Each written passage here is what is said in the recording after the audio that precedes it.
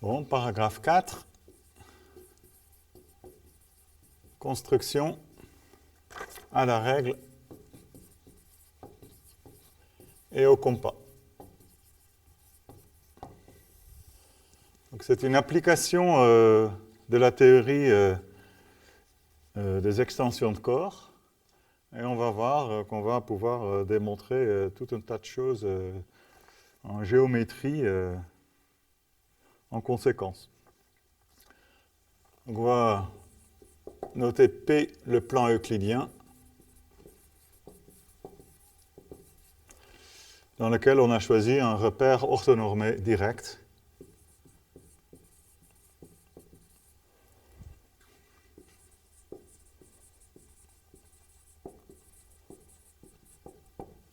OIJ.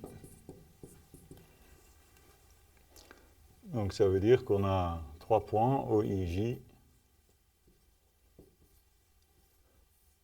où ces segments-là sont perpendiculaires et de longueur 1. Cela permet évidemment, si j'ai un point P quelconque,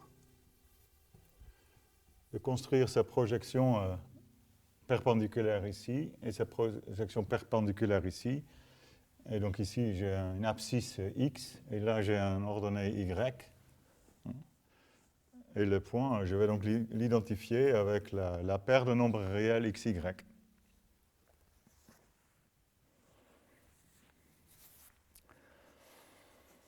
Alors, on va donc faire la construction à la règle et au compas. Et il faudrait définir ce qu'on entend par une construction d'une droite, d'un cercle et d'un point à partir d'un ensemble de points donnés. Donc je me fixe un ensemble S, soit S, un sous-ensemble de points de P. Par exemple, on peut penser à l'ensemble OIJ, pour commencer. On va se demander qu'est-ce que c'est qu'une droite constructible à partir de S. Alors, comme on va pouvoir faire ça par itération, je vais déjà définir ce que c'est une droite constructible directement à partir de S. Donc une droite affine, hein, j'entends une droite D dans le plan P est directement constructible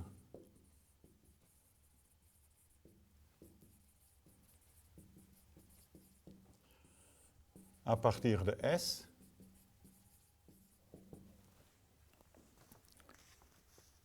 si elle passe par 2 points distincts de S. Si c'est la droite qui passe par 2 points distincts de S. Donc il y a 2 points dans S, et 2 points distincts de S. On a choisi de prendre ces 2 points-là et tracer la droite qui passe par ces 2 points.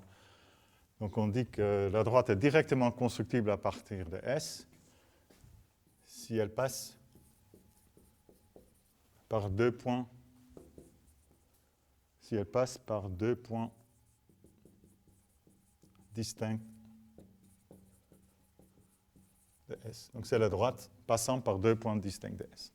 Ça, c'est une droite qui est directement constructible. Donc, par exemple, si S contient I et J, je peux donc considérer la droite passant par I et J. On verra des exemples tout à l'heure. De même, ça c'est la construction avec la règle, on peut construire des droites. Ensuite, on veut aussi construire des cercles à l'aide du compas. Donc un cercle C dans le plan P est directement constructible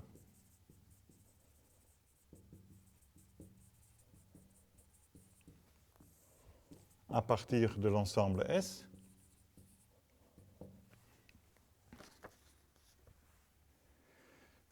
Si son centre appartient à S,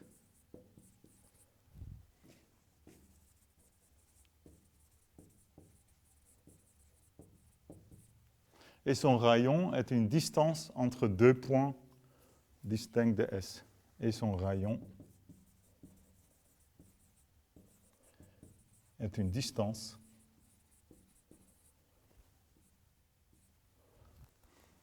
et son rayon est une distance. Un rayon, c'est un nombre réel positif, strictement positif. ce rayon doit être la distance entre deux points de S. Entre deux points de S.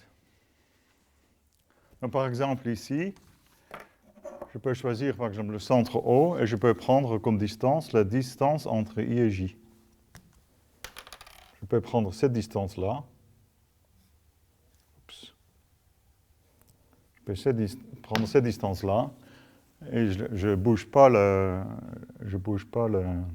compas et j'obtiens ce cercle-là qui est constructible directement à partir des points OIJ. C'est ça l'idée. On peut prendre un rayon quelque part, une distance entre deux points, enlever le compas et tracer le cercle sur un centre, un troisième point de S. Mais ce qui nous intéresse, c'est la construction des points. Alors, comment on va construire un point? Maintenant, si P est un point dans le plan euclidien P, on dit que P est directement constructible. Le point P est directement constructible à partir de S.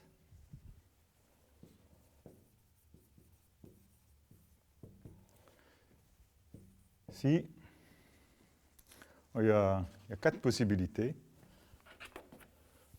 Déjà, on veut que les points qui appartiennent à S soient trivialement, directement constructibles à partir de S.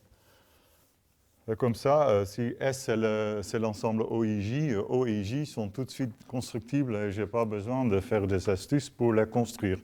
Donc la première possibilité, c'est que si P appartient à S, ça c'est la première possibilité. Deuxième possibilité, c'est que P est un point d'intersection de deux droites directement constructible à partir de S. P est le point d'intersection de deux droites directement, donc deux droites concurrentes, directement constructibles à partir de S. Troisième possibilité, ça peut être un point d'intersection entre une droite et un cercle directement constructible. P est un point d'intersection d'une droite et d'un cercle, tous deux constructibles, directement constructibles à partir de S.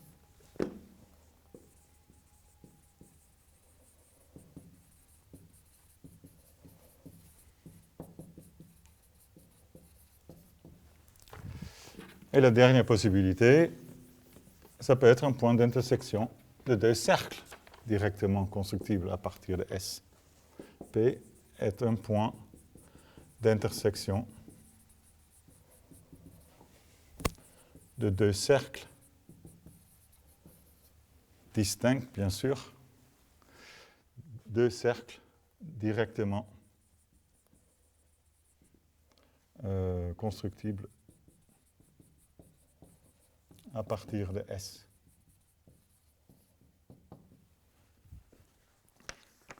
Ça, c'est donc un point directement constructible.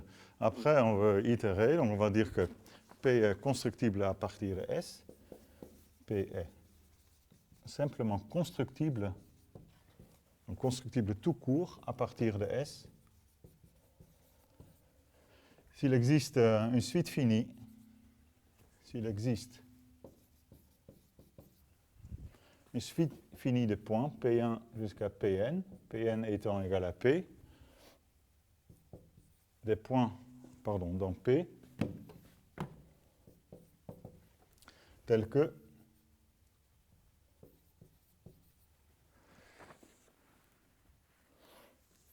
constructible à la règle et au compas, pour être plus précis, ça va de soi. Dans ce paragraphe, toutes les constructions sont à la règle et au compas, donc je ne vais pas l'écrire.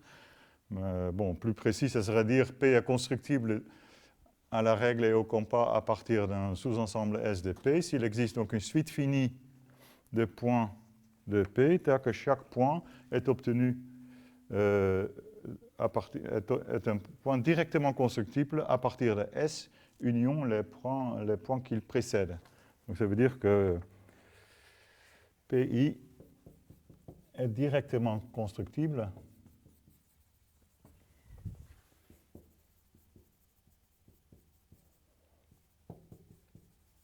à partir de l'ensemble, disons SI, c'est S union P1 jusqu'à P indice I-1.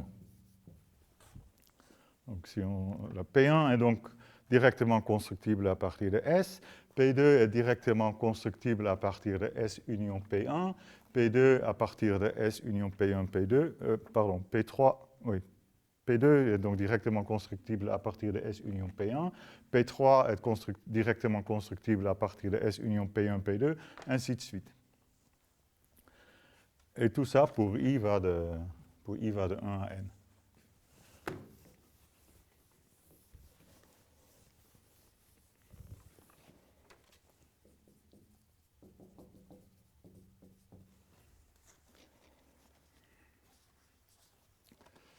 Ça, c'est donc constructible à partir de S. Tout ça, c'est à partir de S.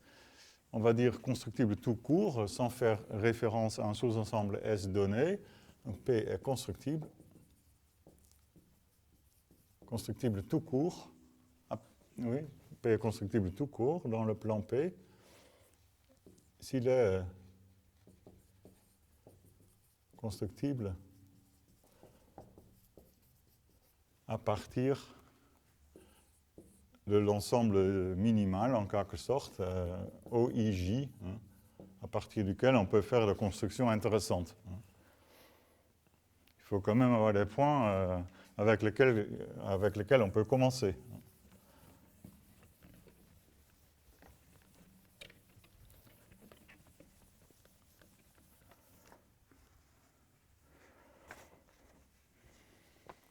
Donc, exemple. Non, les définitions sont bien faites. OIJ sont tout de suite des points constructibles. Les points OIJ sont constructibles tout court. Parce que, justement, ils sont directement constructibles à partir de l'ensemble OIJ avec lequel on a commencé. Donc, la suite ici, elle est très courte. C'est une suite n est égal à 1 ici.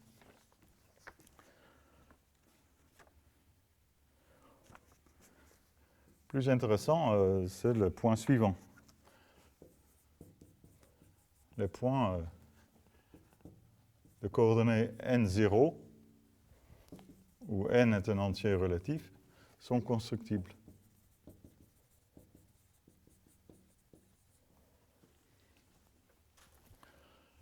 C'est des points constructibles. Ça se démontre par récurrence, peut-être d'abord pour les entiers positifs. C'est très facile, mais bon, je vais en construire quelques-uns. Et d'ailleurs, on n'a pas besoin du point J pour le faire.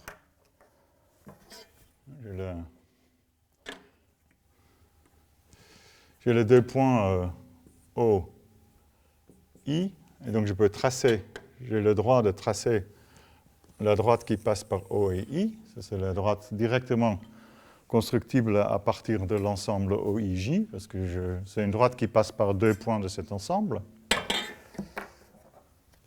Donc ça, bien sûr, c'est le point 0, 0, et ça, c'est le point 1, 0.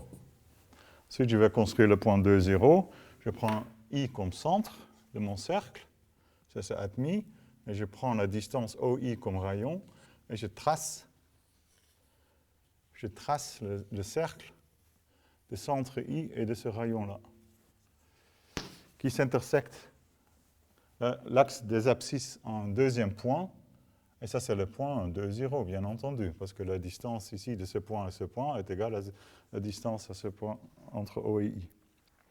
Donc ça c'est le point 2, 0, ainsi de suite, je garde le même rayon. et je trace le cercle, je dessine le cercle de centre 2, 0, qui est maintenant un point constructible. Donc, si je construis un point à partir de cet ensemble-là, j'ai un point constructible. J'ai 3, 0 est directement constructible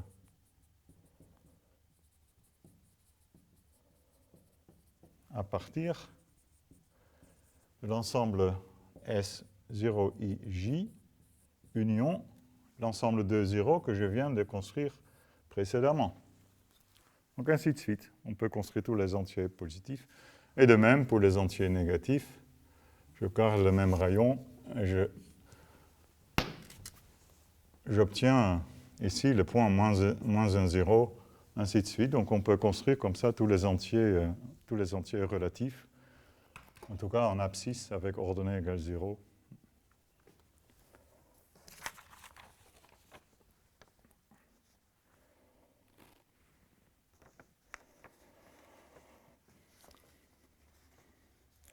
Ensuite, voilà, j'ai une proposition un peu longue. On va faire une liste de constructions d'opérations algébriques.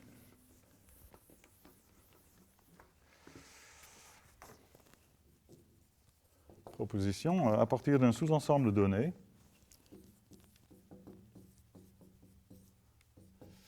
Il ne faut pas qu'il soit trop petit, il faut quand même avoir quelques points dedans, sinon ça pourrait être vide et on ne peut rien construire. Donc je prends un ensemble qui contient au moins O, I et J.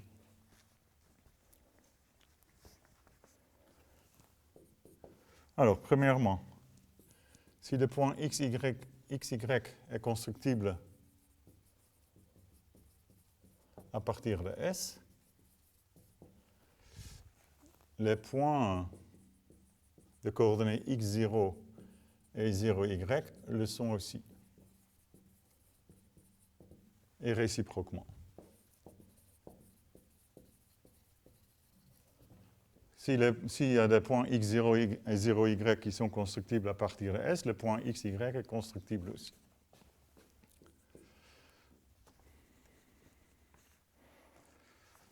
Après, il y a une espèce de symétrie. Si on a un point de la forme x0 qui est constructible à partir de S, CA, P de S. Si x0 est constructible à partir de S, 0x l'est aussi. Et réciproquement.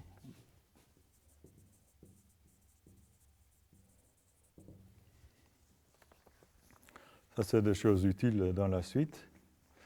Ensuite, les opérations algébriques. Et on va uniquement travailler sur l'axe des abscisses. C'est comme ça, l'axe des abscisses, on va l'identifier avec l'axe des nombres réels.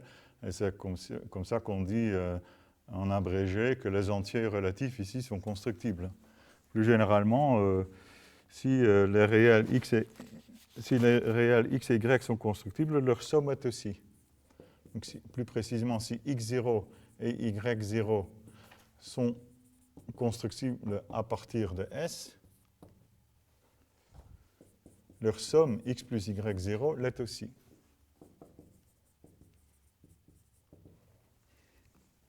Et pas réciproquement, bien sûr. Si une somme est constructible, ça ne veut pas dire que les termes sont constructibles. Hein. Si chacun des termes est constructible, ça c'est pas vrai.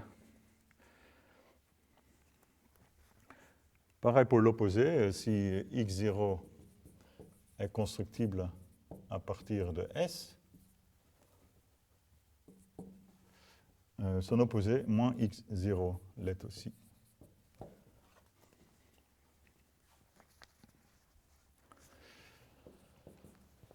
Ensuite, pour le produit, si x0 et y0 sont constructibles à partir de S, le produit l'est aussi.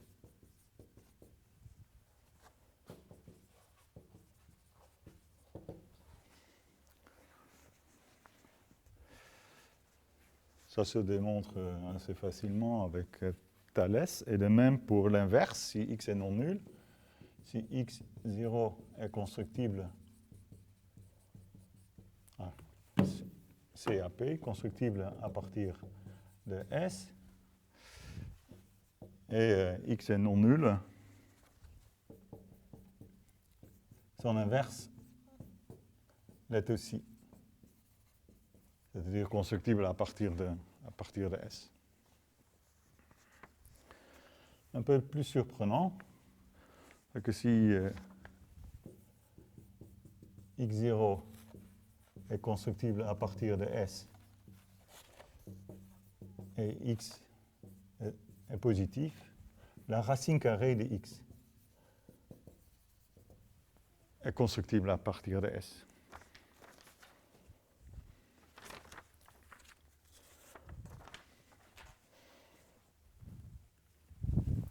Alors voyons voir quelques constructions. Donc, il faut bien suivre la définition de la constructibilité d'un point.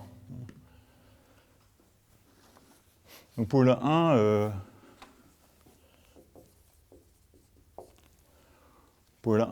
pour l'implication directe, pour démontrer que si x, y est constructible à partir de S, x0 et 0y le sont aussi,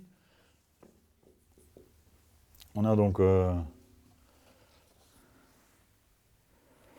bon, faisons-le. Hein.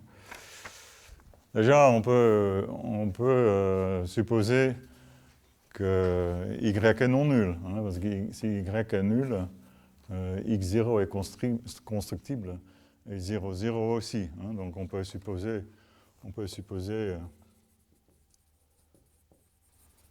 y est non nul. Et d'ailleurs, par les mêmes arguments, x non nul aussi. Hein, sinon, c'est clair que ces deux points sont constructibles, parce que l'un c'est l'origine et l'autre c'est le point avec lequel on avait commencé. Donc on peut supposer qu'ils sont tous les deux non nuls. Donc du coup, on a notre repère au I que je vais dessiner à la main levée, comme ça. Alors on peut donc tracer ces droites-là. Ces droites-là sont directement constructibles à partir de S, parce que S contient OIJ. Et mon point va se trouver quelque part en dehors des axes. Disons, le point se trouve ici, mon point XY.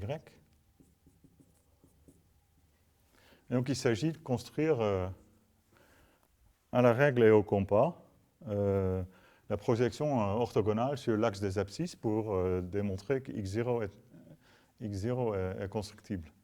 Donc, en fait, on va démontrer que X0 est constructible.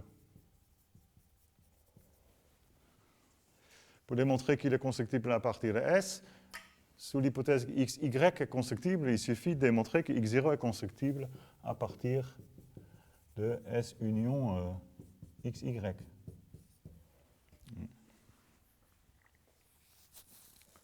D'accord? Alors, comment on va faire?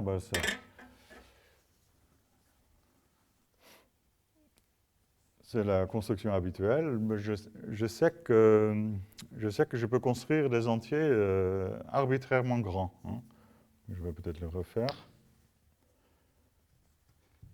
Ce qui fait que je peux construire un entier plus grand que la distance du point XY, par exemple là c'est 3, de la distance XY à l'axe des abscisses. Peut-être que 2 aurait suffi ici. Donc du coup, je peux construire ces points-là. Prolonger un petit peu.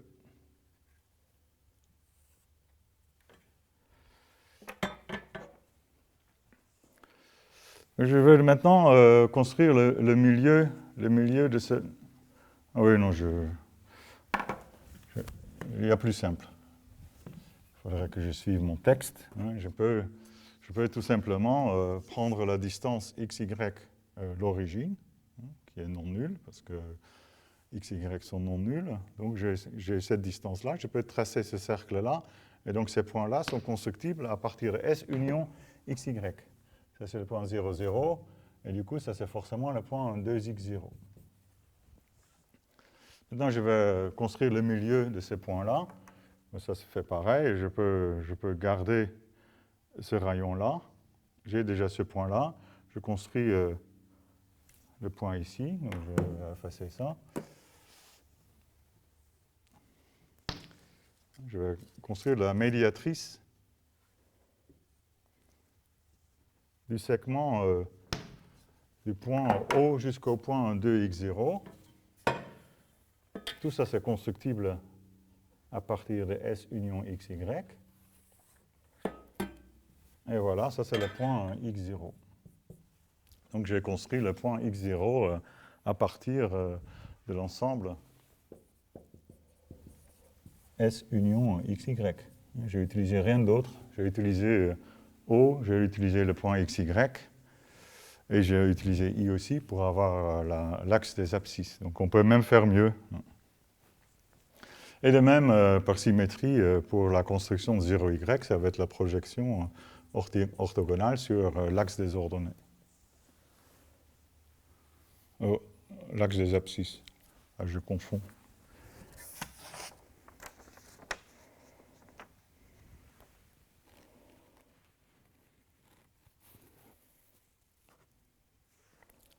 L'axe des ordonnées.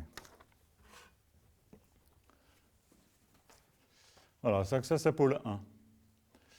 Inversement, voilà, je dis réciproquement, si x0 et y sont constructibles, on peut dresser, par des constructions habituelles, dresser le perpendiculaire sur x0, ici, perpendiculaire sur l'axe des abscisses, et ensuite la droite perpendiculaire à l'axe des ordonnées passant par 0y.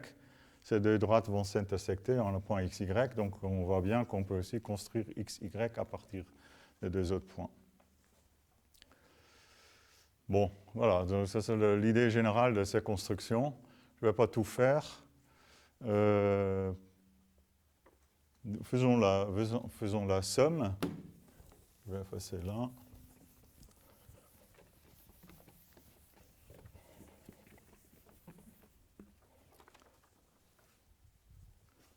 Le 3.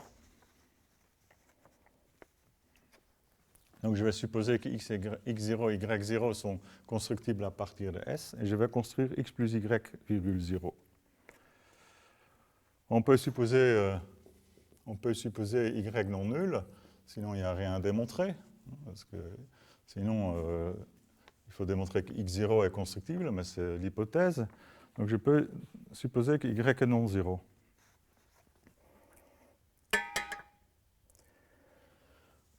Donc j'ai toujours ma droite OI.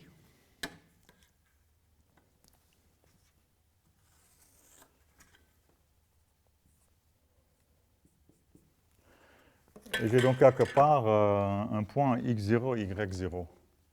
Ben, disons que x0 se trouve ici. Et y0 se trouve là. Je ne sais pas si x et y sont positifs ou négatifs. Je ne connais pas leurs signes. Alors qu'est-ce que je vais prendre? Je vais prendre la distance de 0 à y, de 0 au point y0, que y soit positif ou négatif. J'ai une distance qui est justement le module d'y. Je prends ce rayon-là et je vais le mettre là. Je vais dessiner un cercle de centre x0 et du rayon module y. Le rayon ici, c'est module y.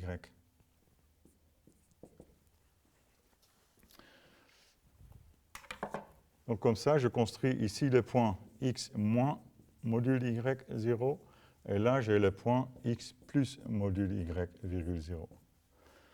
Donc maintenant, ça dépend du signe d'y. Hein. L'un des deux, c'est x plus y0. Hein. L'un des deux, si y positif. Si y positif, c'est celui-là. X plus module y0, c'est x plus y0. Et si y est négatif, c'est l'autre, x moins module y, Si y est négatif, le module y c'est moins y, donc moins y, ça fait x plus y, 0. Donc voilà, dans tous les cas, dans les deux cas, la somme est constructible à partir de deux nombres réels constructibles. L'opposé, c'est très facile. La multiplication, voilà, ça utilise Thalès pour le produit de deux nombres réels. On va utiliser Thalès.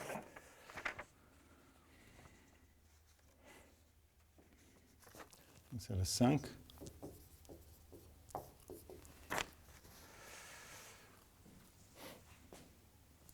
Donc, comme le produit, le signe du produit, c'est produit de signe, évidemment, je peux, en utilisant le 4, je peux me débrouiller pour que x et y soient tous les deux positifs, quitte à la fin à prendre l'opposé du produit si nécessaire.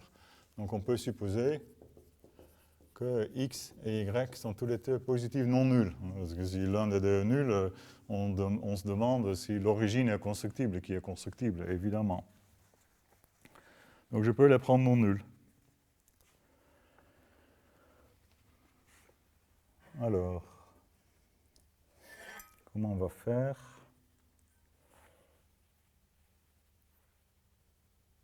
Je vais donc tracer mon repère orthonormé.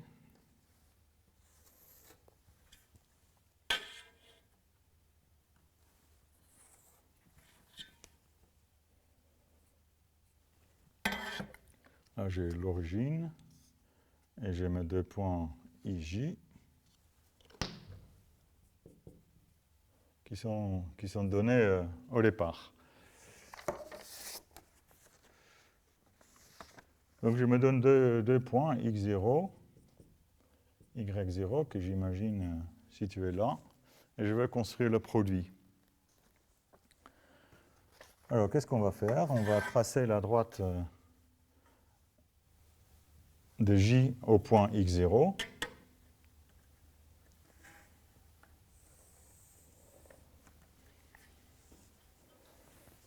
C'est ça?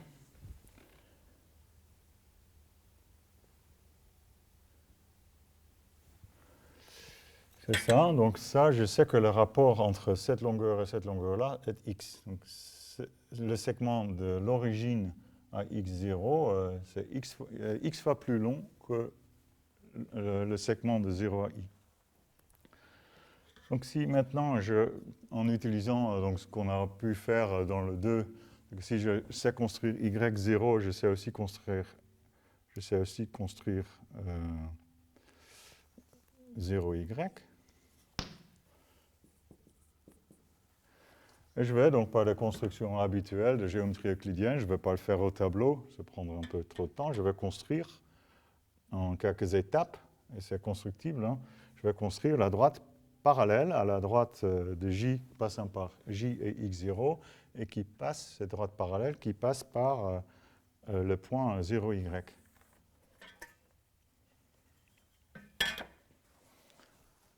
Et donc là, j'ai deux droites parallèles.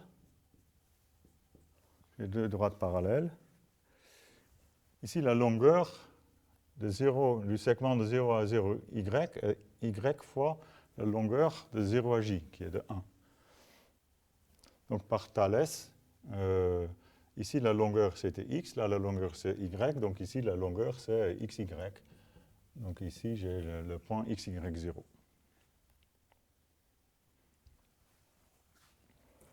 Voilà. Et même idée permet de construire l'opposé. C'est la racine carrée qui est plus délicate à construire.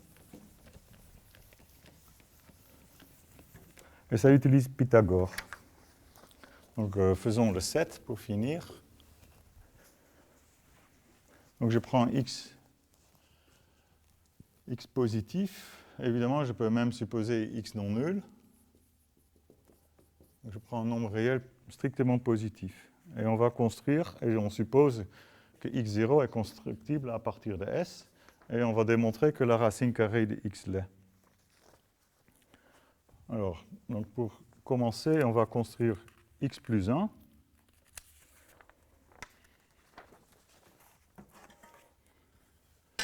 Donc j'ai ici l'axe des abscisses.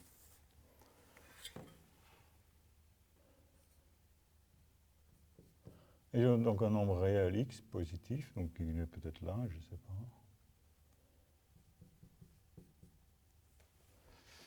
Oups.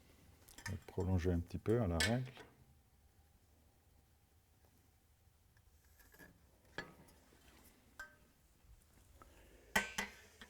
Donc on va construire x plus 1. Donc construire x plus 1, 0.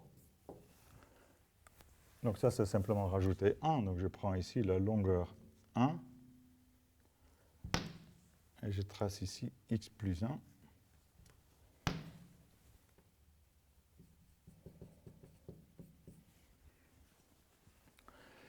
Et puis, je vais diviser le segment de 0 à x plus 1 en 2. Je vais faire ça, il faut le faire bien sûr à la règle et au compas, mais ça prendra un peu trop de temps là, de faire la médiatrice. Nous avons embrouillé un peu le dessin, donc je vais le faire à la main levée. X plus 1, donc ça c'est le point x plus 1 divisé par 2, la moitié de x plus 1, virgule 0.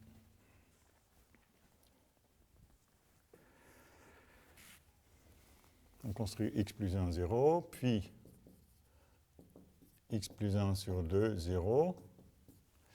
Et on va tracer le cercle. On va tracer le cercle, justement, de rayon, de centre, ce dernier point construit, et de rayon x plus 1 sur 2. Normalement, il va par haut et il va par le point x plus 1. Je vais le déplacer un petit peu pour que ça fonctionne. Donc ça, c'est le cercle de rayon x plus 1 sur 2.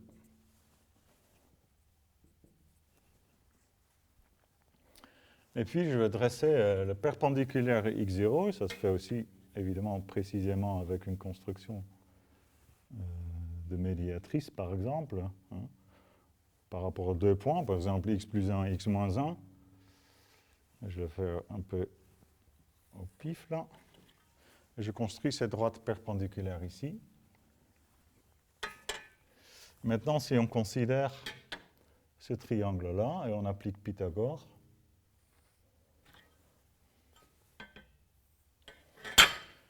on a un triangle rectangle ici, et on applique Pythagore. Alors, on aimerait savoir quelle est la longueur de ce côté-là. C'est la seule longueur qu'on ne connaît pas. Parce que la longueur ici, bon, la longueur ici, on connaît bien. L'hypoténuse, on connaît, c'est x plus 1 sur 2. Disons ici, je vais l'appeler y. Ça, c'est le point x, y. Son abscisse est x, l'ordonnée est y.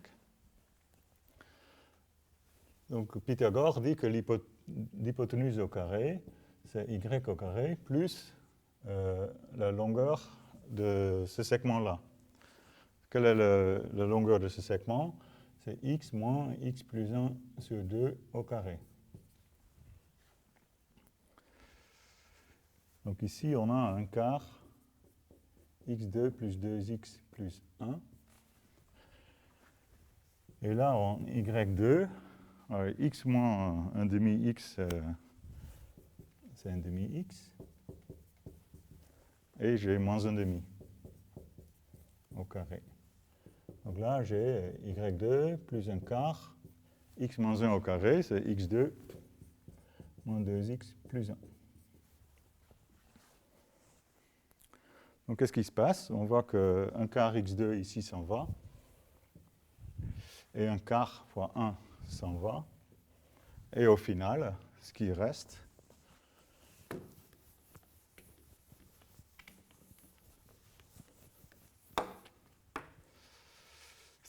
c'est que j'ai un demi-x à gauche égale y2, et à droite, j'ai moins un demi-x. Si je passe moins un demi-x de l'autre côté, j'ai y2 égale à x, un demi-x plus un demi-x égale x. C'est-à-dire y, si j'ai pris bien soin de prendre l'intersection ici de ce côté-là de l'axe des abscisses, et pas en bas, bien sûr, j'en déduis que y est égal à racine de x. Donc j'ai construit ce point de coordonnées x et racine de x. Et donc 0 racine de x est constructible aussi, et donc racine de x 0 est constructible, et on a démontré le 7. Voilà, donc ça c'est une petite application de Pythagore. Et ça démontre la proposition. Bon, j'ai laissé quelques points en tant qu'exercice.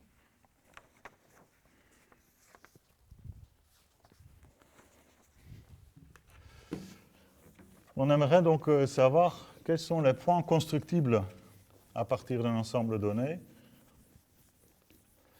D'ailleurs, dans ce paragraphe, on est vraiment intéressé uniquement dans les points constructibles tout court. Mais bon, continuons la situation générale. Si je me donne un sous-ensemble S dans P,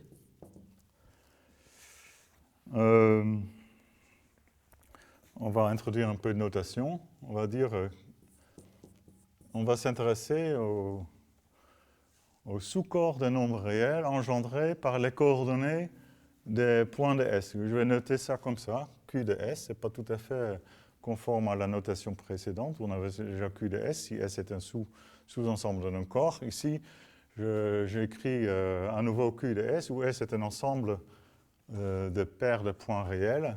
Et c'est simplement le sous-corps de R engendré par les coordonnées des points de S. Donc, x, y parcourt ici tous les points de S. Pour tout point de S, j'écris les coordonnées. Je considère l'ensemble des coordonnées des points appartenant à S. C'est un sous-ensemble de R. Je vais donc considérer le sous-corps de R, le plus petit sous-corps de R, contenant Q, évidemment ça contient Q, contenant Q et les coordonnées de tous les points de S. Donc c'est un sous-corps de R par définition. On voit qu'il y a un lien avec la constructibilité. On va en parler justement.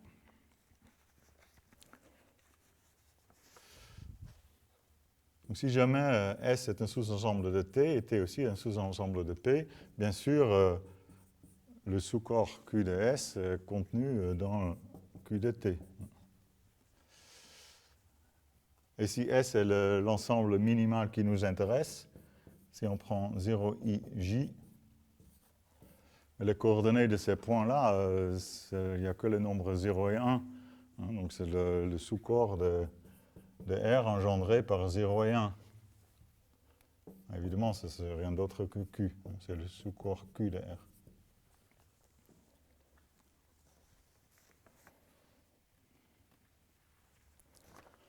Ça, c'est une chose.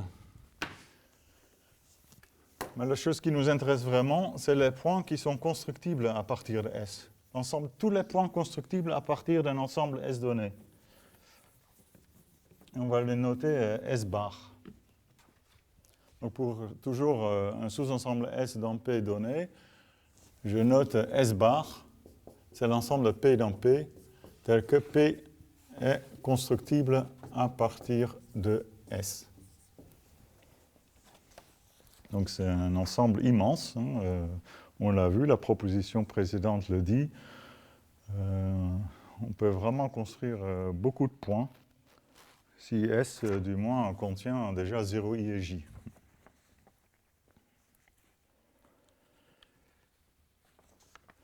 C'est une espèce de clôture parce que si vous construisez des points à partir de S bar, donc si vous prenez le bar de S bar, si vous avez un point constructible à partir de S bar, comme ça, cette construction ne fait qu'intervenir un nombre fini de points de S bar, on peut le déjà construire à partir de S en fait. Donc S bar, S double bar est égal à S bar.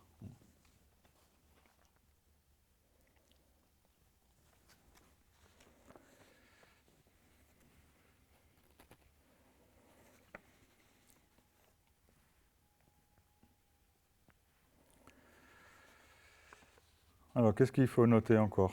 On va noter, donc c'est une notation. Donc, ce qu'on va faire, je vais peut-être l'écrire comme ça, c'est dans la suite, on identifiera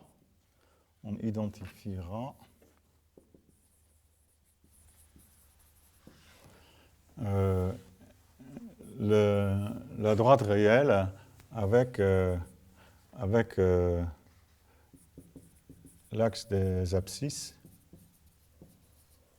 en identifiant un point x, un nombre réel x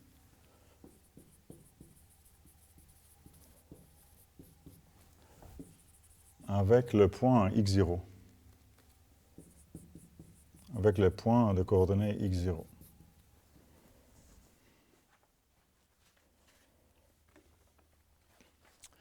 Et du coup, ce qui nous intéresse particulièrement, c'est S bar inter R. S bar inter R, c'est donc, en quelque sorte, c'est le nombre réel constructible. Et l'ensemble des nombres réels constructibles à partir de S.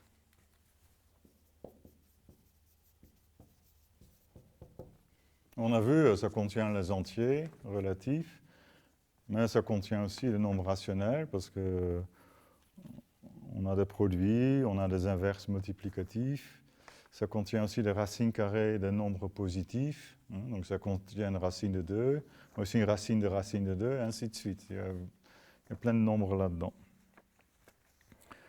C'est vraiment ça ce qui nous intéresse, parce que, en fait, un point x, y est constructible à partir de S, c'est-à-dire appartient à S bar. On l'a vu dans la proposition précédente. Si et seulement si x0 et 0y y appartiennent, ou encore si et seulement si x0 et y0 y appartiennent. Donc ça, c'est équivalent à dire que x et y appartiennent à S bar inter R. Donc en fait, l'ensemble S bar, en fait, on peut voir ça comme un produit cartésien. C'est juste produit cartésien de cette trace sur l'axe des abscisses croix lui-même.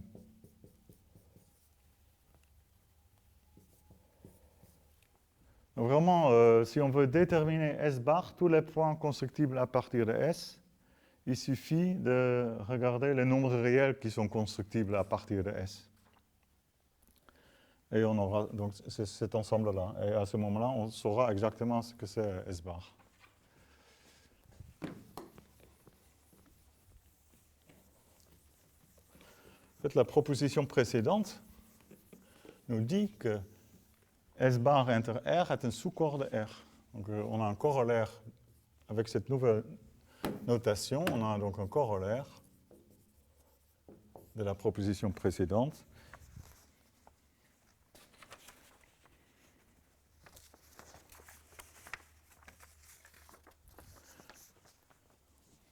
Donc soit S un sous-ensemble du plan euclidien P, tel que S contient OIJ, alors S bar inter R, c'est aussi le sous-corps engendré par toutes les coordonnées des points de S bar, en particulier S bar inter R est un corps, est un sous-corps de R. Ça, c'est la proposition précédente dit directement que c'est un sous-corps de R, mais on a même quelque chose de plus précis, on a ça.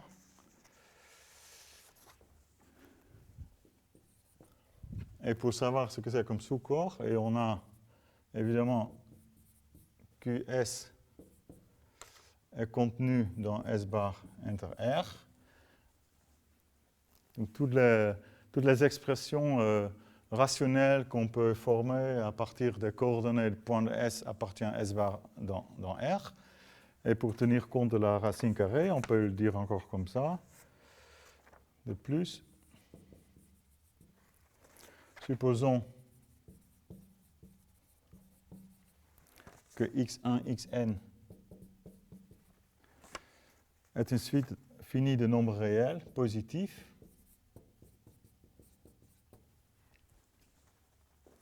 tels que le carré de chaque xi appartient au corps QS où on adjoint le réel x1 jusqu'à xn i moins 1. C'est-à-dire xi, c'est donc une racine carrée de nombres positifs, un nombre réel positif dans ce sous-corps de R. Et ça, pour tout i va de 1 à n. Pour i va de 1 à n. Alors, le dernier nombre de la suite, xn, appartient à S bar inter R. Donc ça traduit ce qu'on a vu, qu'on peut prendre des racines carrées de nombres constructibles, ça reste constructible. Donc ça, c'est un corollaire assez direct, assez clair à partir de la proposition précédente.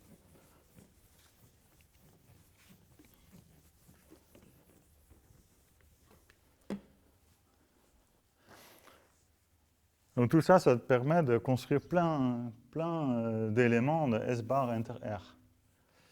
Et en fait, il se trouve que, inversement, tout élément de S bar de R peut être obtenu en prenant une suite comme ça. On va le formuler différemment. Donc la dernière condition peut être formulée comme ça. La dernière condition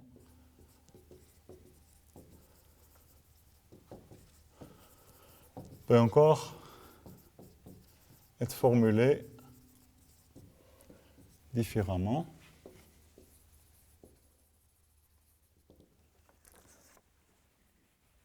En termes de taux de sous-extension de R sur Q. Supposons que K dans R est un sous-corps de R.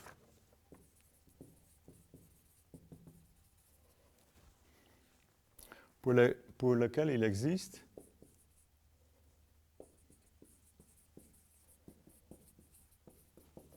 une suite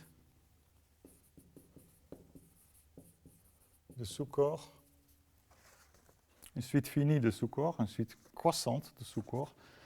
K0, c'est QS, c'est l'ensemble qu'on se donne au départ. Donc c'est le sous-corps de R engendré par les coordonnées des points de S. Ensuite, c'est contenu dans K1, contenu dans K2, ainsi de suite. Contenu dans Kn qui est égal à K. Et tout ça dans R, bien sûr.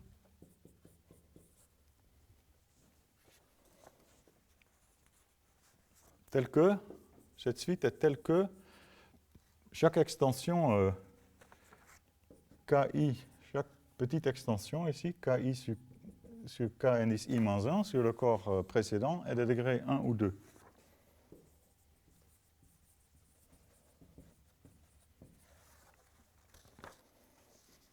Alors, tous les éléments de K appartiennent à S bar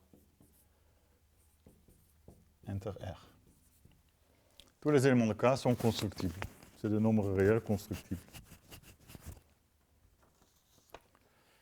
Pourquoi c'est équivalent? Ben, si vous avez une suite de nombres comme ça, évidemment, ça veut dire que adjoindre xi à cette extension-là, c'est une extension de degré 1 ou 2, parce qu'on a adjoint une racine carrée. Peut-être que la racine carrée existe déjà dans ce corps, peut-être pas. En tout cas, le degré, ça va être un 1 ou 2 selon le cas.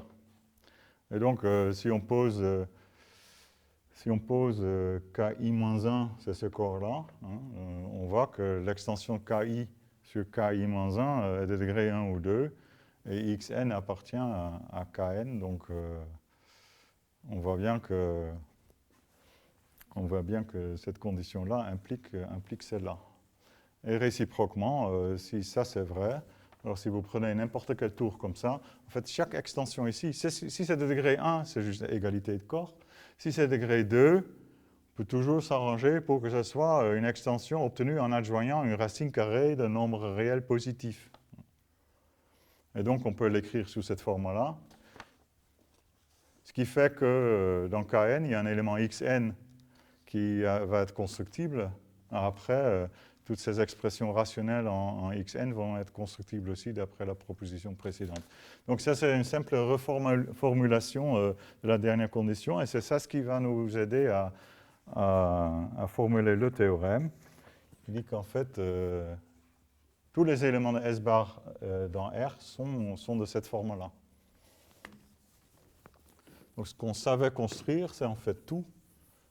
En faisant la construction de la proposition, des sommes, des produits, des inverses, des opposés, des racines carrées, on peut tout atteindre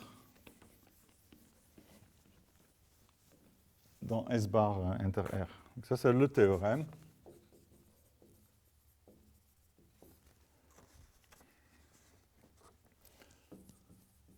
Donc soit S, le sous-ensemble de P, contenant 0, I et J,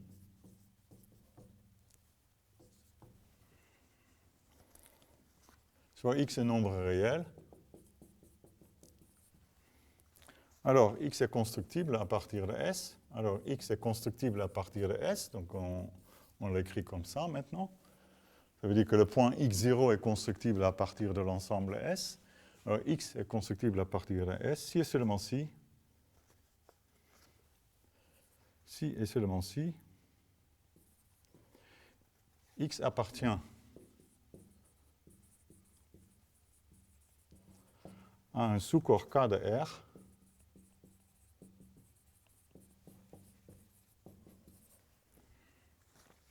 pour lequel il existe une suite croissante comme ici, ayant cette propriété-là, ayant la propriété étoile qu'on vient d'écrire.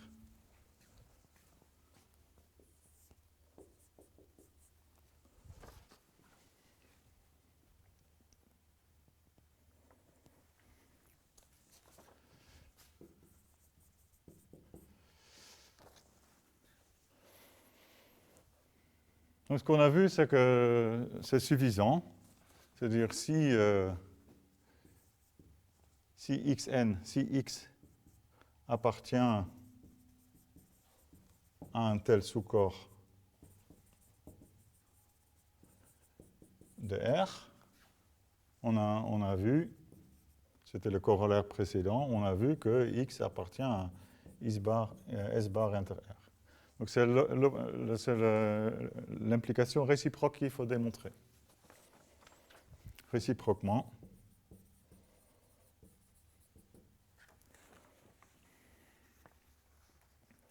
Supposons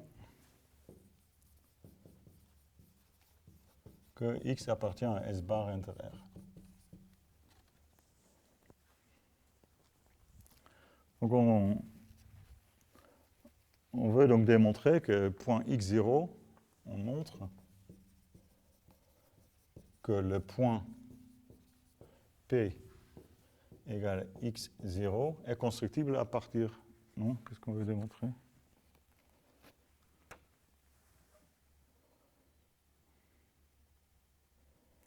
On montre que le point P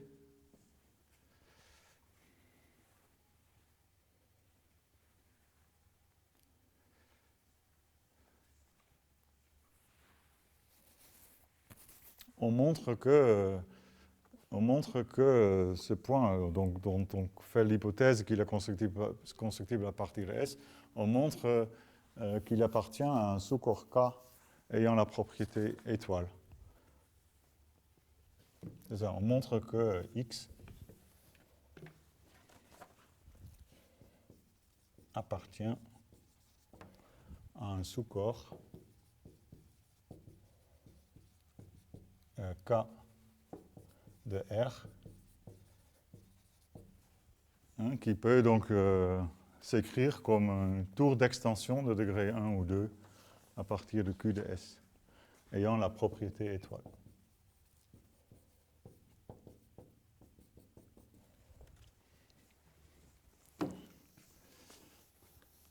Donc par hypothèse, donc soit P le point x0, par hypothèse, P est constructible à partir de S. C'est ça ce que ça veut dire, X appartient à S bar inter R, ça veut dire que P, donc par hypothèse, le point P est constructible à partir de S.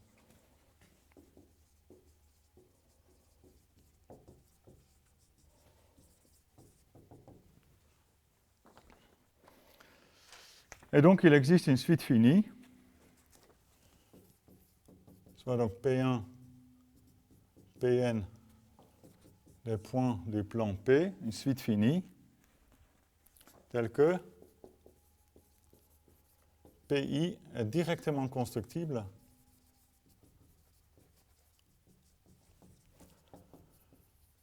à partir de l'ensemble S union P1 jusqu'à Pn-1.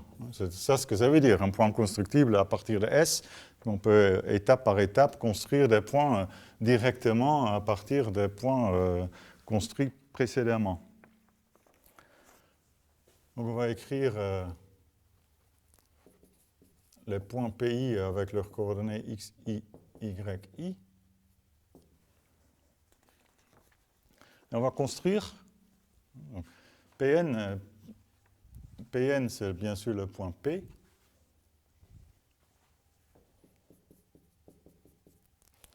C'est le point x0. Donc xn, c'est xn est égal à x et yn est égal à 0. C'est le dernier point. Et on va construire une suite comme ça de corps, de sous-corps de R.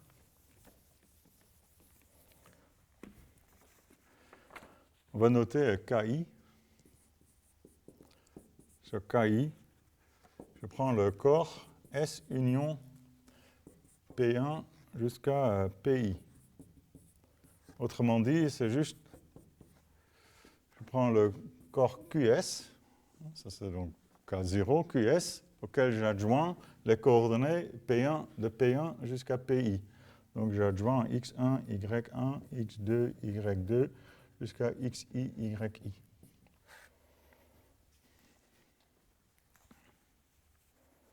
Et ça pour I va de 0, pour I va de 0 à N. Donc K0, c'est simplement Q de S. C'est le sous-corps de R obtenu en adjoignant les coordonnées de tous les points de S à Q. En fait, chaque corps K indice I, K indice I est obtenu à partir de K indice I-1 en adjoignant XI et YI. Donc K indice I, c'est K indice I-1, XI, YI. Et contient donc K indice I-1. Et ça pour I, ça a un sens pour I supérieur ou égal à 1. Et donc j'ai effectivement une suite croissante de corps.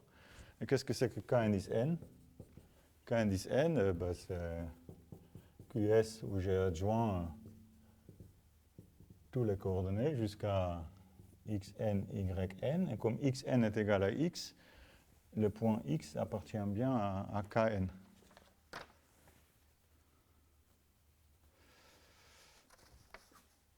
Donc la seule chose à démontrer, c'est que ces extensions intermédiaires, toutes les extensions intermédiaires, soient de degré 1 ou 2, pour démontrer que cette suite croissante de sous-corps de R, c'est bien de sous-corps de R, bien sûr, parce que les coordonnées xi, les coordonnées des points qu'on considère, de toute façon, c'est des points à coordonnées réelles. Donc, c'est clair que ce soit des sous-corps de R. Donc, il s'agit de démontrer. Donc, il suffit de montrer que chaque extension KI sur KI-1 est degré 1 ou 2. On aura démontré le théorème. Ça, c'est la propriété étoile.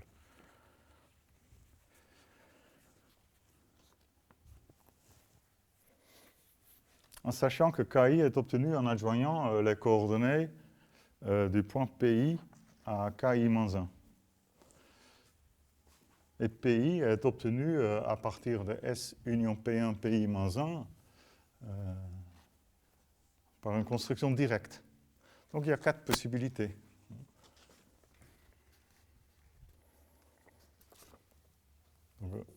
Je l'écris. Rappelons que PI est directement constructible à partir de S union P1 à P indice I-1. Et KI est obtenu à partir de KI-1 en adjoignant les coordonnées des PI, X, I et YI. Donc on a 4 cas à regarder, et dans ces 4 cas, on va voir que l'extension en question est de degré 1 ou 2. Donc il y a 4 cas. Le premier cas, c'était PI appartient déjà à S union P1, PI-1. Dans ce cas-là, les coordonnées X, I et YI sont déjà les coordonnées d'un point présent ici. Donc dans ce cas-là, évidemment, KI, qui est égal à KI-1 obtenu en adjoignant X, I et YI, ces coordonnées sont déjà dans KI-1. Donc ici, on a égalité, KI égale K indice I-1, et le degré est égal à 1. Deuxième possibilité, PI peut être intersection de deux droites, et point d'intersection de deux droites, D et D', directement constructibles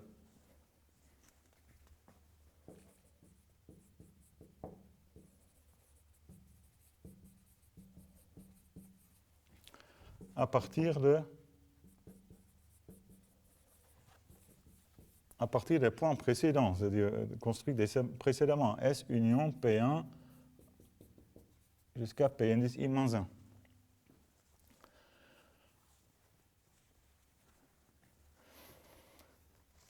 Ça veut dire quoi? Ça veut dire qu'en fait, on peut écrire des équations pour les droites D et D' dont les coefficients appartiennent au corps K indice I-1.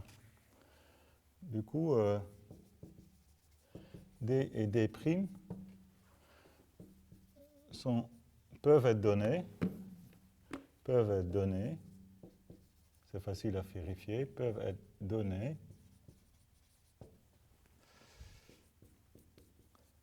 par des équations, disons AX plus B pour le premier AX plus BY égale C, et l'autre A'X plus B'Y égale C', ou A, B, C, A', B', C' sont de nombres réels appartenant à... Ça peut être des éléments Q de S, mais aussi si les droites passent par P1 à PI-1, ça peut faire intervenir X1, Y1 jusqu'à XI-1, YI-1, c'est-à-dire K indice I-1.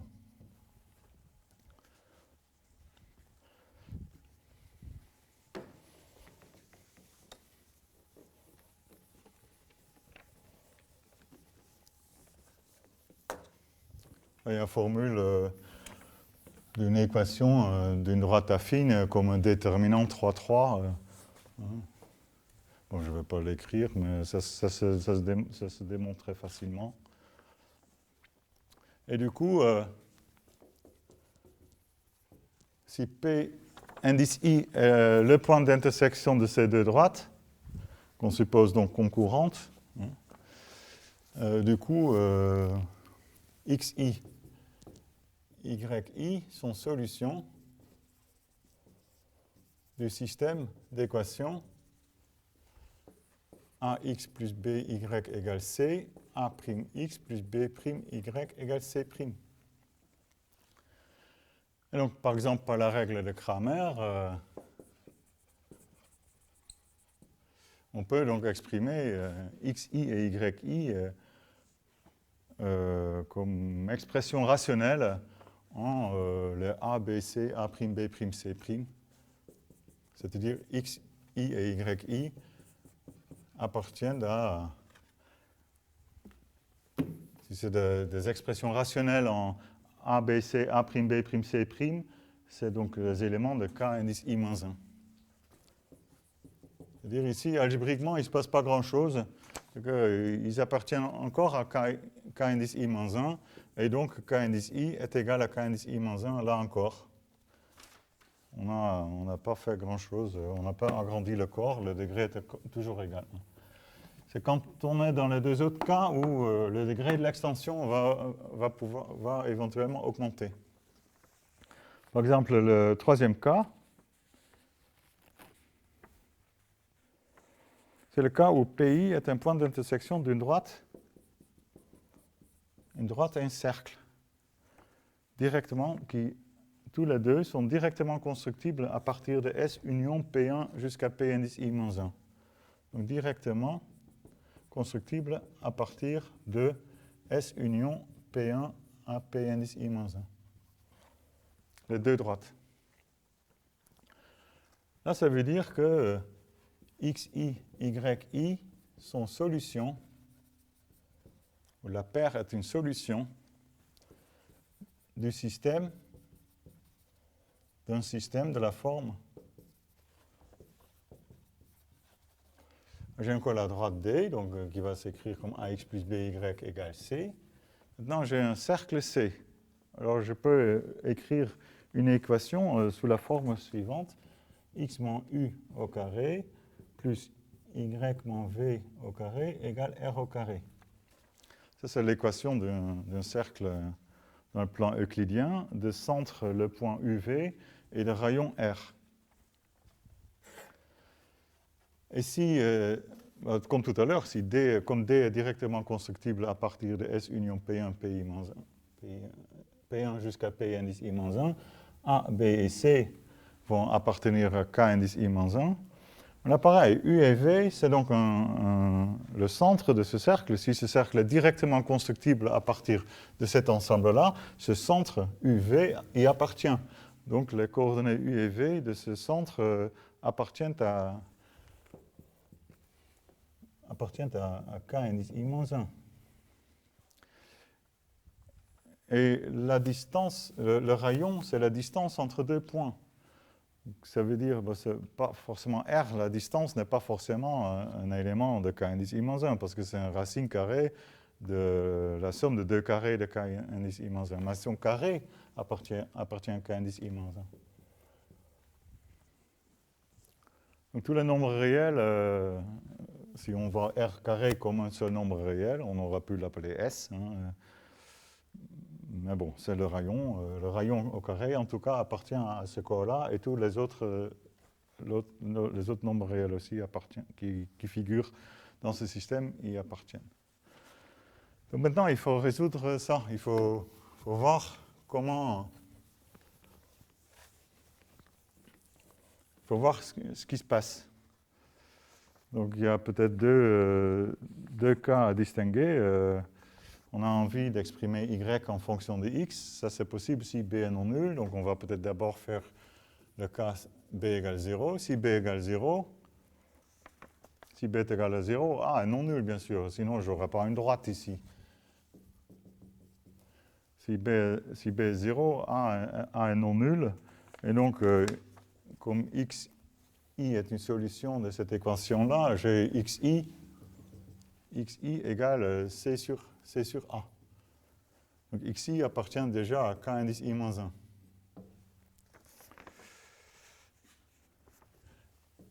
Et je substitue dans la deuxième équation, et j'ai c sur A moins u au carré plus yi, c'est une solution, donc yi moins v au carré égale à R2. Ce n'est pas la peine de résoudre. On voit que j'ai une équation de degré 2 en yi à coefficient dans K indice I-1. Donc je vois que yi est algébrique sur K indice I-1 de degré maximum 2. Et du coup, l'extension KI, obtenue à partir de K indice I moins 1 en adjoignant XI qui y appartient, je peux l'écrire. Cette extension, ce n'est rien d'autre que adjoindre YI à K indice I moins 1. L'extension de KI sur KI moins 1 est de degré au plus 2, donc égal à 1 ou 2. Dans le cas où B est égal à 0. Si B est non nul, on peut donc exprimer Y en fonction de X. Si B est non nul, je peux exprimer YI donc en fonction de X. YI, c'est donc C sur B moins A sur B XI. Et on voit que YI appartient donc à KI-1 où j'adjoins XI. Donc adjoindre XI et YI, ce n'est pas la peine parce que si j'adjoins XI, j'ai YI automatiquement. Et de plus, en substituant ici, j'obtiens XI moins U au carré plus C sur B moins A sur B XI au carré est égal à R2. Donc là encore, on voit que XI satisfait une équation algébrique de degré 2. Et donc l'extension KI sur KI moins 1, ou disons KI moins 1 en adjoignant juste XI, cette extension est de degré au plus 2. Adjoindre YI, il appartient déjà ici, donc en fait, ça, c'est aussi K indice I. Ce corps-là, c'est aussi K indice I. Et donc, dans les deux cas, selon B est 0 ou non, j'obtiens que le degré de l'extension est égal à 1 ou 2. C'est le troisième cas. Et le quatrième cas, c'est que PI est une intersection de deux cercles qui sont directement constructibles à partir de S. Directement constructibles à partir de S union P1, P indice I-1. Du coup, XI, YI sont solutions d'un système de la forme, comme précédemment, x moins u au carré plus y moins v au carré égale R2. Ça, c'est le premier cercle. Et le deuxième cercle, c'est x moins u' au carré plus y moins v' au carré égale R' au carré.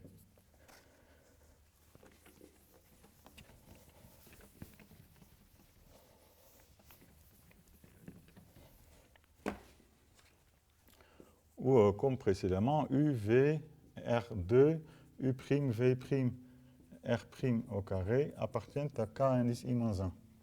Car ce sont des cercles directement constructibles à partir de cet ensemble ici.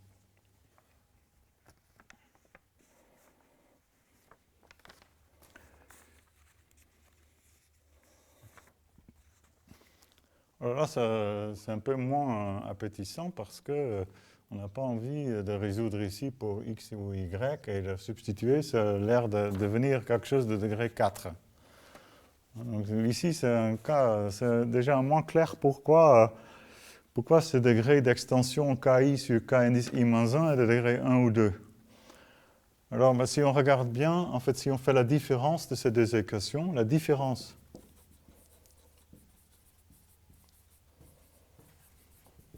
on retrouve l'équation d'une droite.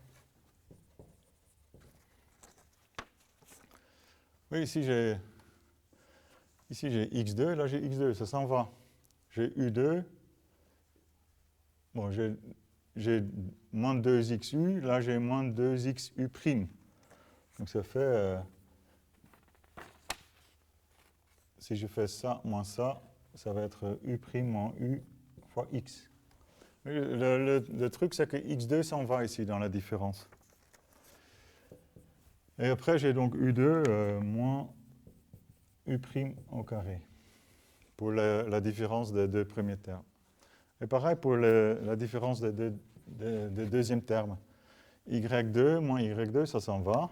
Et ce qui reste, c'est quelque chose de linéaire en y, plus 2v' moins vy, plus v2 moins v' carré, égale à r2 moins r' au carré.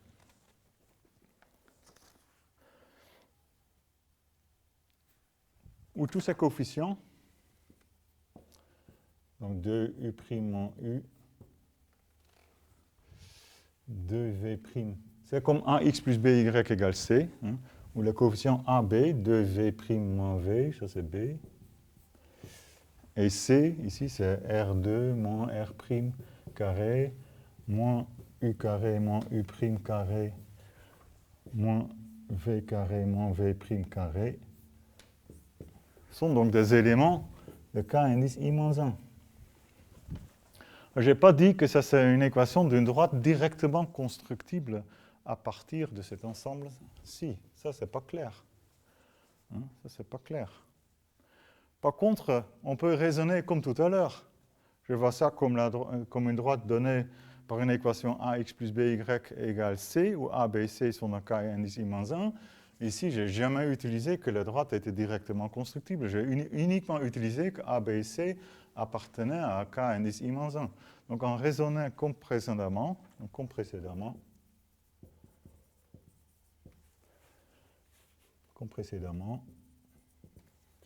le degré, le petit 3, on fait comme dans le petit 3, et on voit que le degré de ki sur ki-1 est au plus 2, donc égal à 1 ou 2. Et donc ça finit la démonstration.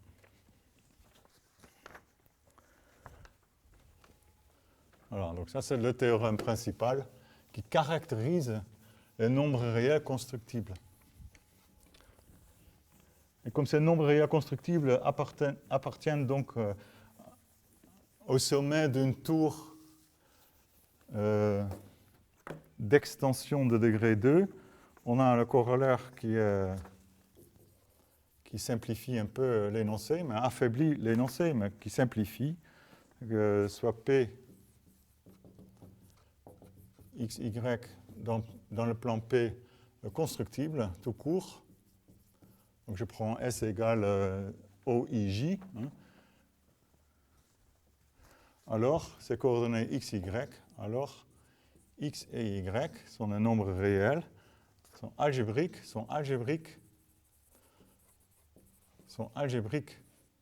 sur Q de degré une puissance de 2.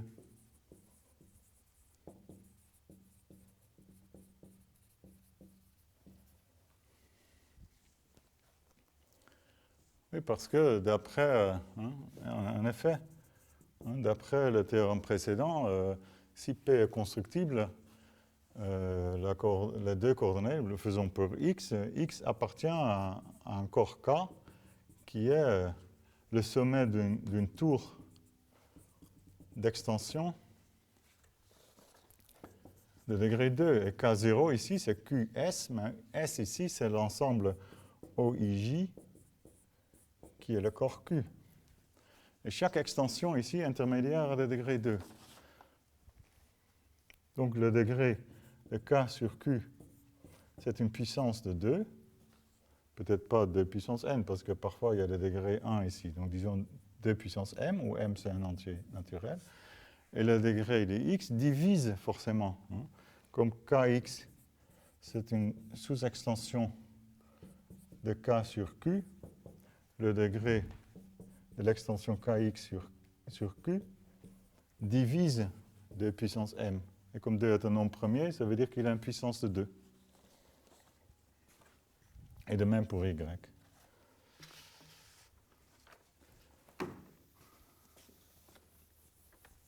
Donc c'est une condition nécessaire, que ce soit de nombre algébrique de degré une puissance de 2. Ce n'est pas suffisant. On peut construire des contre-exemples.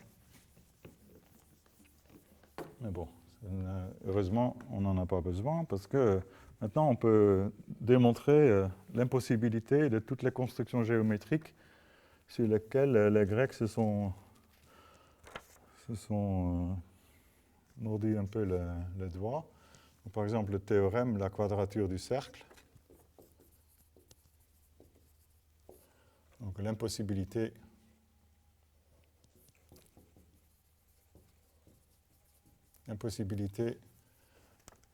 de la quadrature du cercle. Donc, pour être très précis, hein, il est impossible de construire à la règle et au compas,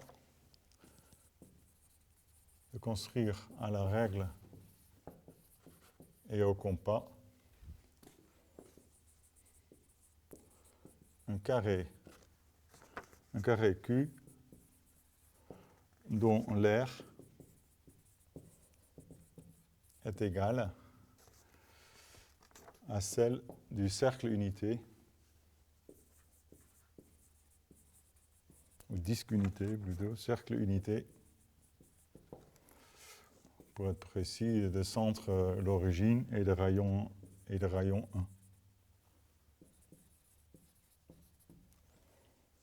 Ça, c'est une question que les Grecs se posaient. On se donne un cercle unité, donc le cercle le plus simple qui soit, de centre l'origine et de rayon 1. On souhaite construire un carré qui a la même aire. On sait que l'aire en question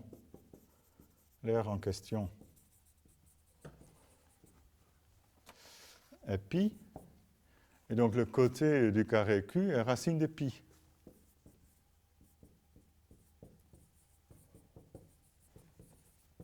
Si c'est un carré, son côté est racine de pi. Donc si on savait construire un tel carré, on saurait construire racine de pi.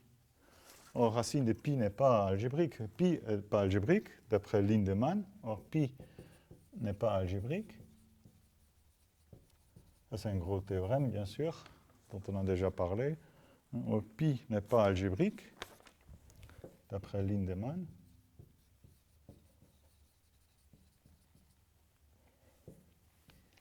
Donc, racine de pi non plus.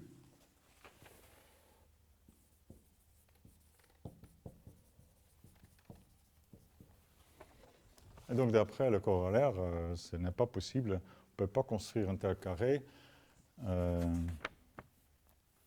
à partir de 0 IJ. On ne peut pas le construire tout court, parce que sinon, on saurait construire racine de pi. Et le seul nombre réel qu'on sait construire, c'est des nombres algébriques. Donc ça c'est vraiment assez facile à partir. Si on sait que pi n'est pas algébrique, c'est assez clair en fait. On n'a pas besoin de cette analyse très fine. On aurait pu le démontrer même plus tôt.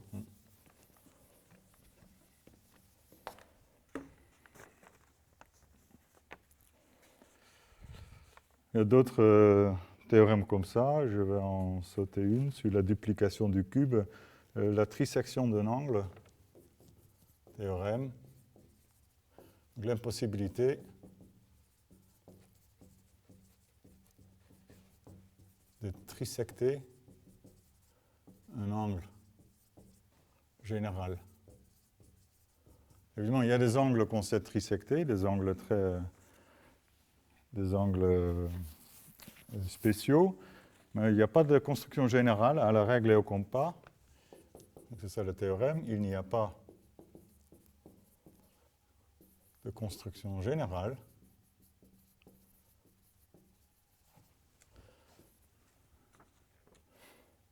à la règle et au compas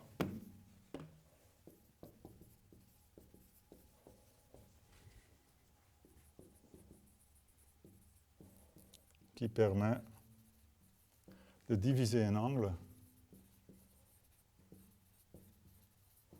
en 3 parties égales.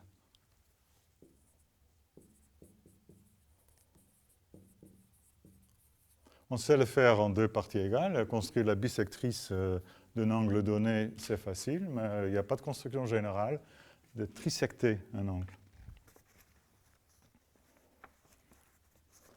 Comment, c'est déjà plus subtil. En fait, on va donner un angle explicite, soit ABC, l'angle ABC, un angle de pi sur 3 radians.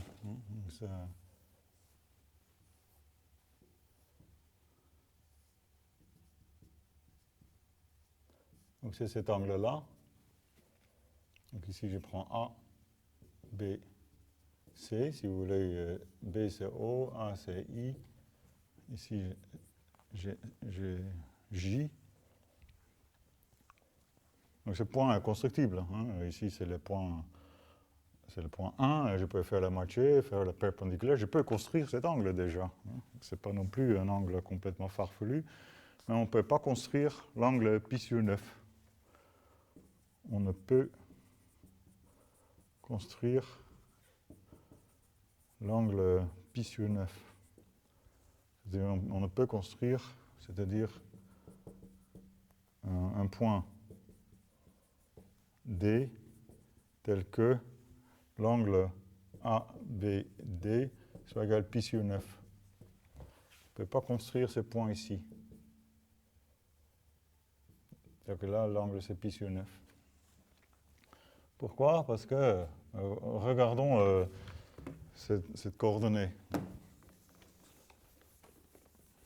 On va montrer que c'est un nombre réel algébrique sur Q. C'est donc un nombre réel algébrique, comme on dit. Mais on va voir que son degré n'est pas une puissance de 2. Donc on ne fait pas l'absurde. Si on savait construire cet angle pi sur 9, on saurait construire aussi le point D, parce qu'il est l'intersection de cette droite avec le cercle. Donc sinon, on saurait construire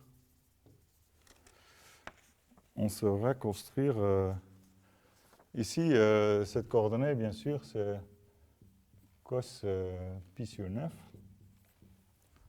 Et si on sait construire cos pi sur 9, on saurait aussi construire 2 cos pi sur 9, qui a des propriétés un peu plus agréables comme nombre algébrique.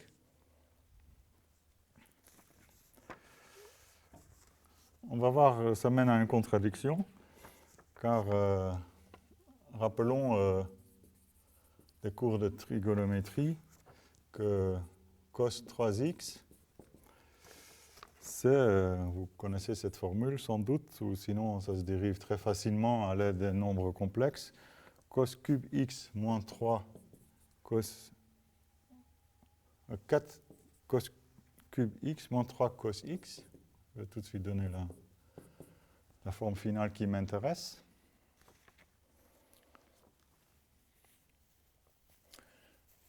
Et donc je vais poser, donc substituer x égale pi sur 9 et multiplier par 2, comme ça j'ai ce qu'il faut pour avoir des expressions sans fraction, et multiplier par 2. Donc ici j'ai 2 cos pi sur 3, donc ça c'est 1. Et là j'ai 8 cos pi sur 9 puissance 3, donc j'ai a puissance 3.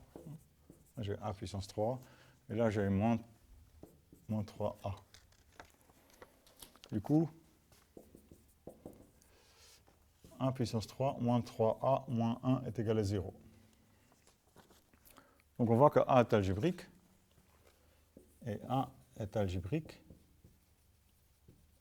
un nombre algébrique, donc algébrique sur Q pour être plus précis. Et je trouve que le polynôme x3 moins 3x moins 1 dans Q crochet x est irréductible. On l'a déjà vu. D'ailleurs, il a degré 3, donc il suffit de démontrer qu'il ne possède pas de racine dans Q. Et ça, les racines dans Q, avec le lemme habituel qui dit que voici P sur Q est une racine, alors P divise, qu'est-ce que c'est déjà? P divise 1 et Q divise ici le coefficient dominant 1. Donc la seule possibilité, c'est plus ou moins 1, et plus ou moins 1 ne sont pas des racines. Donc ce polynôme n'a pas de racine dans Q, et donc est irréductible car il est de degré au plus 3.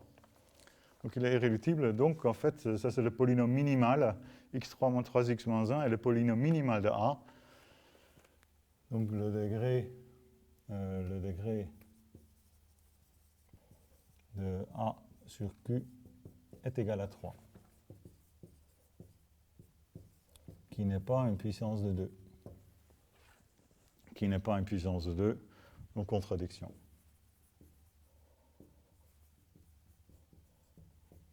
Donc c'est plus subtil, il faut vraiment ici, voilà, c'est algébrique, c'est quand même algébrique sur Q, mais son degré n'est pas une puissance de 2. Donc ça, c'est des applications assez faciles du théorème principal. On va terminer par une application moins facile. On ne va pas le démontrer, mais je vais juste le citer. Alors, il faut rappeler ce que c'est un nombre premier de Fermat. Un nombre premier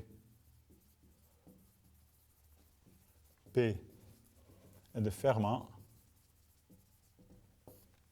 s'il est de la forme une puissance de 2 plus 1.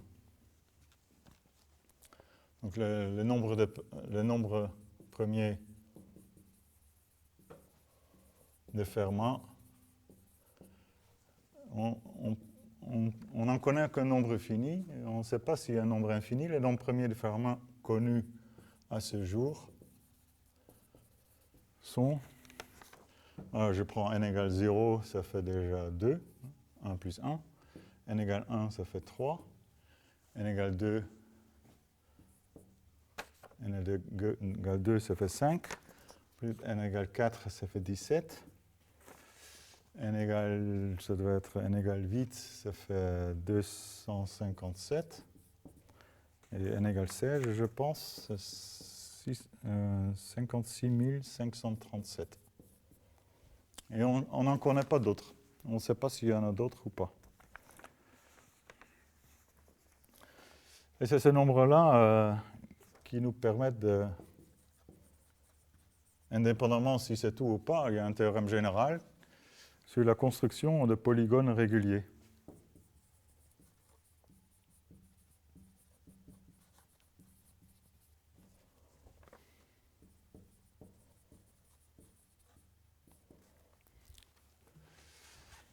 D'ailleurs, pour les polygones réguliers, on peut simplement prendre les polygones formés par les racines énièmes dans le point complexe, dont les sommets sont les racines énièmes d'unités dans le plan complexe. Ce polygone-là, pour un n donné, est constructible. On sait exactement quand est-ce qu'il est constructible, soit n en entier naturel, en moins 3. Alors, il est possible de construire un n-gone régulier dans le plan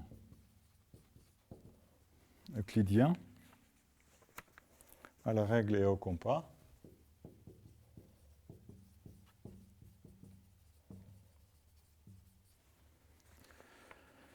Si seulement si n est de la forme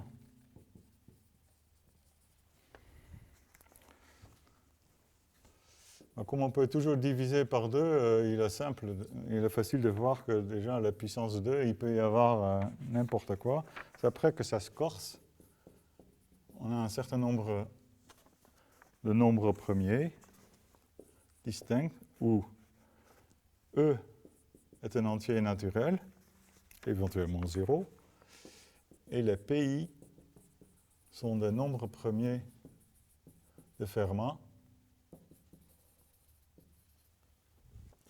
sont des nombres premiers de Fermat distincts.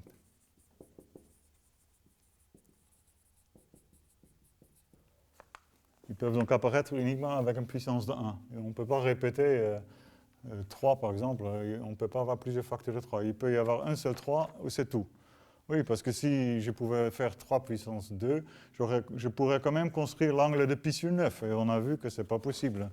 Et donc on voit bien qu'on ne peut pas aller trop loin avec ces constructions. Je peux pas construire pi sur 9. De nombre de Fermat distinct, disons supérieur ou égal à 3, parce que s'il y a 2 dedans, je peux l'absorber dans cette puissance de 2. Alors ça, voilà, la démonstration, c'est donc un peu plus subtil. Il vaut mieux avoir un peu de théorie de Galois et étudier les extensions cyclotomiques pour pouvoir démontrer ça facilement. Donc explicitement,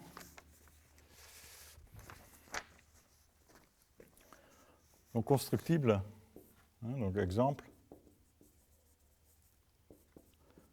constructibles sont les n-gones suivants, n-gones réguliers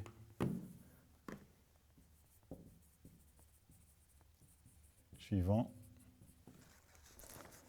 pour n égale 3. Ça, c'est le triangle équilatéral, bien sûr. 4, c'est le cube. On prend les points complexes, les sommets, c'est le nombre complexe 1, plus ou moins 1 et plus ou moins i. C'est facile à construire. Alors, un peu plus difficile, c'est déjà n égale 5.